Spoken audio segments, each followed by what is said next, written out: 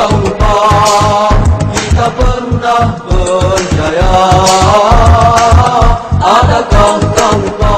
Bismillahirrahmanirrahim. Assalamualaikum warahmatullahi wabarakatuh. Saya Nasriati Muthalib dari Ma'had Mutadabir Indonesia mengucapkan jazakumullahu khairan katsir kepada donatur Malaysia maupun donatur Indonesia atas wakaf Al-Quran dan kitab untuk Aceh dan Sumatera Selatan. Semoga Allah membalas kebaikan teman-teman semua dengan kebaikan pula. Wassalamualaikum warahmatullahi wabarakatuh. Ketakwaan rahsia mereka capai kejayaan. Bangunlah wahai anak bangsa kita, bina kekuatan jiwa teguh di tangan perjuangan.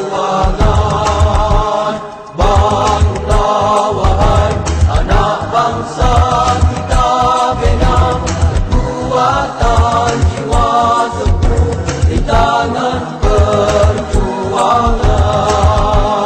Gemilang generasi yang silam membawa arus perubahan.